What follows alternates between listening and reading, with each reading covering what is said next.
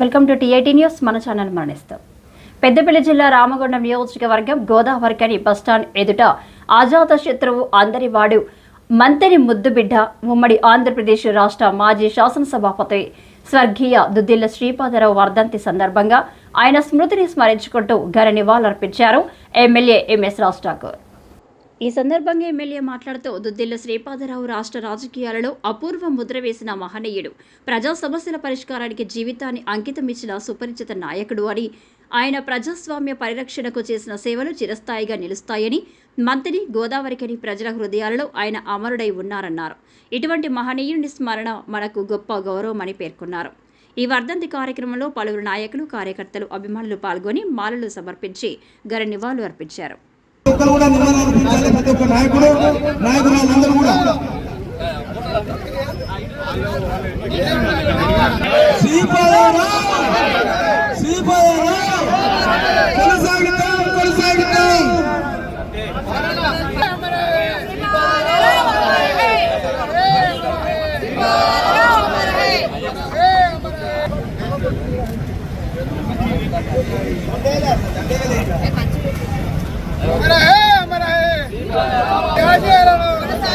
ప్రియతమ నాయకులు శ్రీపాదరావు గారి వర్ధంతి సందర్భంగా ప్రతి సంవత్సరం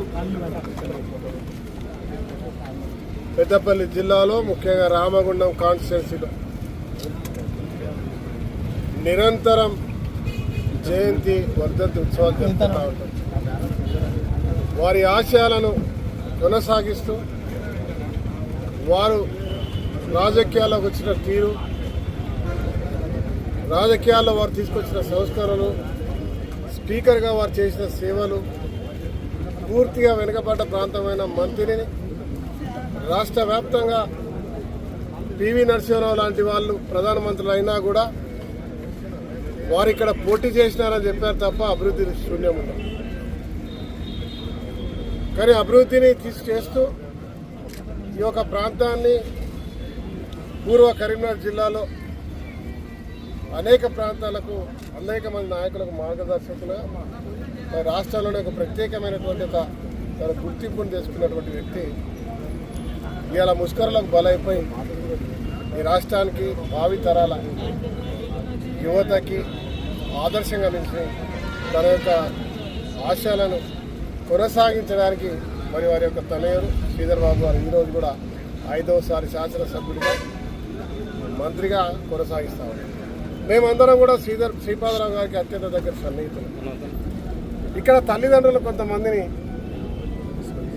విస్మరించే వాళ్ళు, పట్టించుకునే వాళ్ళు ఉంటారు.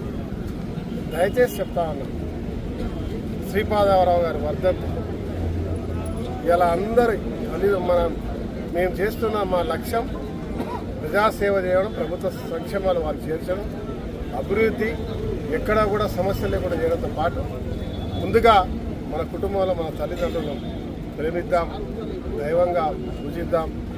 వారు లేకపోతే వారు ఇచ్చినటువంటి జీవితానికి ఒక మార్గాన్ని చూపించే విధంగా అందరూ కూడా ఇవాళ శ్రీధర్ బాబు గారి కుటుంబాన్ని చూసి నేర్చుకోవాల్సిందిగా నేను మీ ద్వారా ప్రజలకు ధన్యవాదాలు.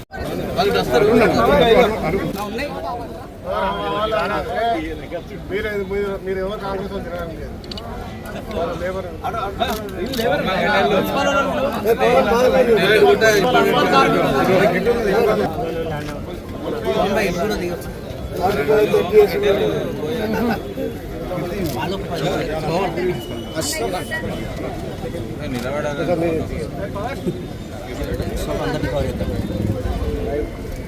వెనుక జరిగే రాదంటే వాళ్ళని ఓనియే రాదు, వేసుకున్న వాళ్ళని మీద పడుతుంది.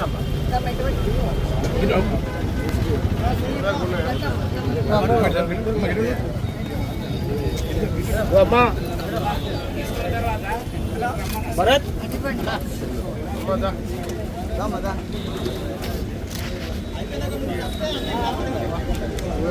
ఊడ్చి రోడ్లు ఊడ్చి